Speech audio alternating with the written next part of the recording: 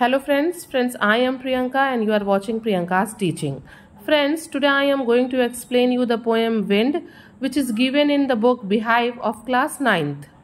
Friends, this poem is originally written in Tamil by Subramania Bharti and later on it is translated in English by A.K. Ramanujan. This poem is about wind and the poet symbolizes wind with difficulties, with bad situations, with difficult situations, with hurdles of our life.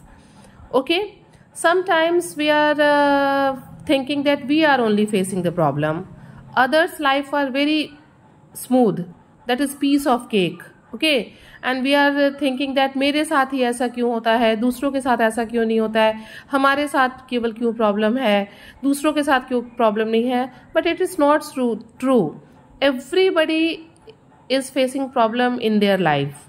ठीक है, every coin has two faces. हर सिक्के के दो पहलू होते हैं. Same like that those who are enjoying the good time they have to tackle the bad situations also. अगर हम अच्छा समय गुजार रहे हैं तो हमें जो है कभी ना कभी अपनी लाइफ में जो है डिफिकल्टीज का सामना करना पड़ेगा और जो है उसको फेस करना पड़ेगा. तो basically the poet wants to say that we should prepare our self to tackle that situations, to face that difficult situations. We should make us strong, we should make us firm, we should make us steadfast to tackle that situations. Okay friends, first of all I will do thorough reading of this poem and after that I will explain you the poem line by line. Okay, the poet is saying, wind comes slowly, don't break the shutters of the doors, don't scatter the papers, do not throw down the books on the shelf. There, look what you did. You threw them all down. You tore the pages of the books. You brought rain again. You are very clever at poking fun at weaklings. Weakling मतलब होता है कमजोर लोग. ये weak से बना हुआ word है weaklings. Frail crumbling. Frail means होता है अनैतिक. Crumbling houses. Crumbling means तोड़ना. Crumbling houses. Crumbling doors. Crumbling rafters. Crumbling wood, crumbling bodies, crumbling lives, crumbling hearts. यहाँ पे राफ्टर्स का मतलब होता है जो घर में जो है छतों को रोकने के लिए जो हम बिम बनाते हैं ना, और आप पुराने मकानों में देखते होंगे ये लकड़ी के भी हुआ करते थे, उसी को हम कहते हैं rafters. The wind god winnows and crushes them all. He would not do what you tell him. So come let's build strong homes. Let's join the doors firmly. Practice to form the body. Make the heart steadfast. Steadfast means drid. Do this and the wind will be friends with us. The wind blows out weak fires. He makes a strong fire roar and flourish. His friendship is good. We praise him every day. Friends, तो आप लोगों ने इस poem को पूरा पढ़ा और आपने समझा कि यहाँ पे जो है पोएट जो है वो विंड को जो है, मैंने भी कहा ना कि विंड से वो सिंबलाइज कर रहा है हमारे लाइफ के कुछ डिफिकल्ट सिचुएशंस को. चलिए मैं आपको एक्सप्लेन करती हूँ. Friends, in the first paragraph the poet is very angry with wind. Means कि वो जो है वो विंड से, वो डिफिकल्टीज से जो है वो बहुत परेशान है, मतलब उनसे नाराज है. और वो विंड को कहता है कि विंड कम सॉफ्टली, तुम धीरे से आओ. Don't break the shutter of the window. खिड़कियों के जो शटर्स हैं जो लगे हुए हैं उनमें शटर्स को विंडोज के तोड़ो मत. Don't scatter the papers. Shelf में जो पेपर्स रखे हैं, जो यहाँ वहाँ मेज पे, टेबल्स पे या अलमीरा में जो पेपर रखे हैं, तुम उनको बिखेरो मत. Don't throw down the books on the shelf. ये जो बुक शेल्फ में बुक रखे हैं तुम इतनी तेज मत बहो कि ये सब गिर जाएं.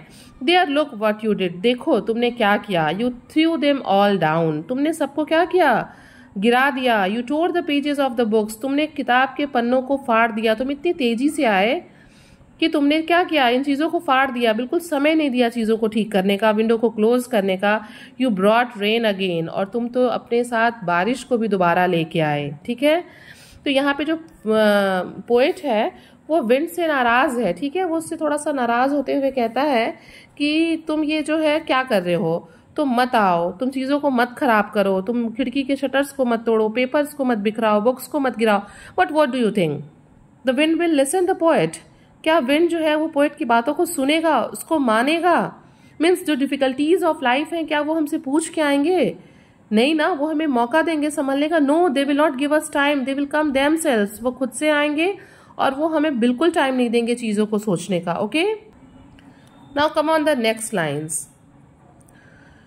You are very clever at poking fun at weaklings. यहाँ पे पोएट कहता है कि तुम बहुत क्लेवर हो विंड, तुम क्या करते हो, तुम कमज़ोर लोगों का बहुत मजाक बनाते हो। मीन्स ये जो डिफ़िकल्टीज़ हैं लाइफ की, जो हर्डल्स हैं, ये क्या करती हैं, ये बार बार जो कमज़ोर लोग हैं उन्हें ही तोड़ती हैं, उन्हीं के मजाक बनाती हैं। स्ट्रॉन्ग पीपल का तो ये कुछ कर ही नहीं सकती।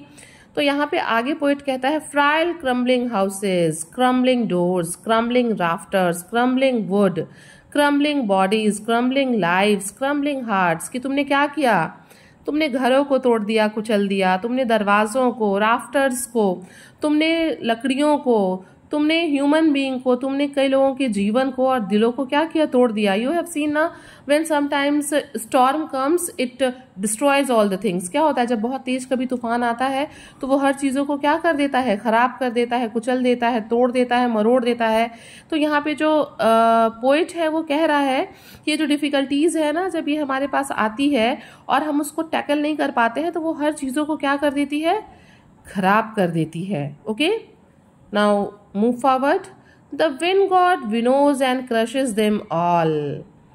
He would not do what you tell him.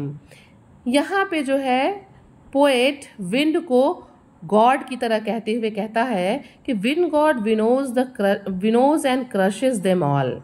ठीक है friends, winnowing is a process in which we are separating lighter impurities from grains.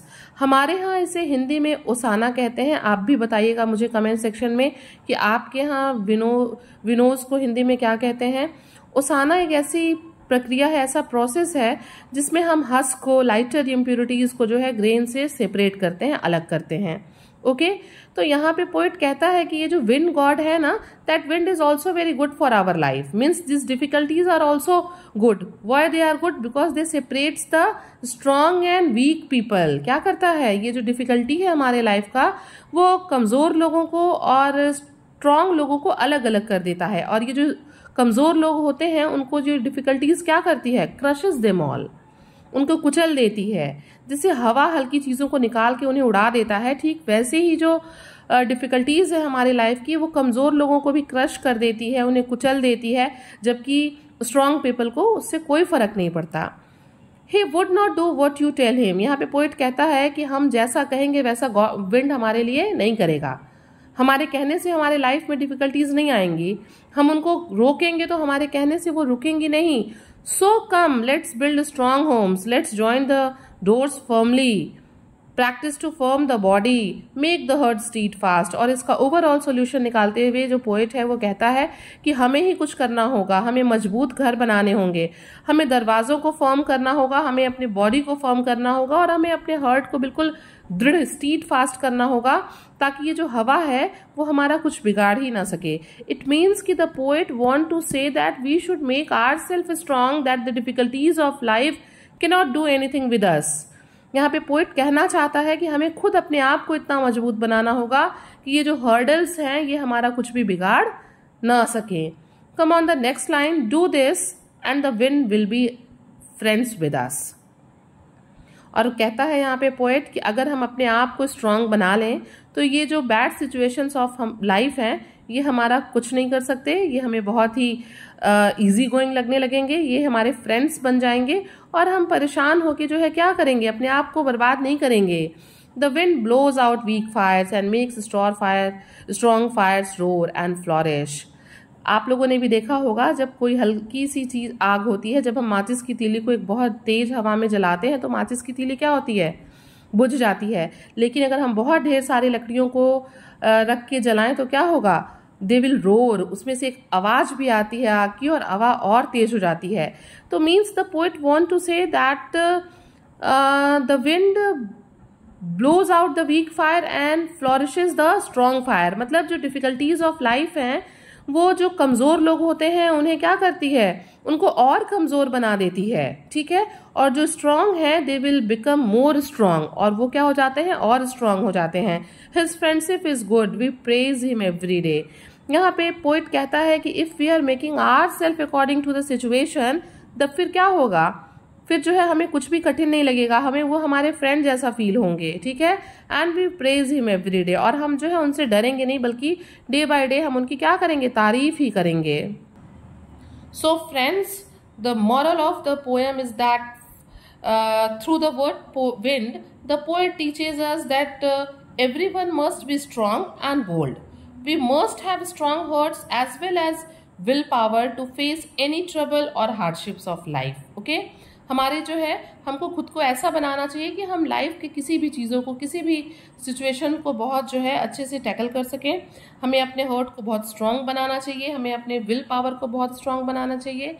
और now I am closing this video.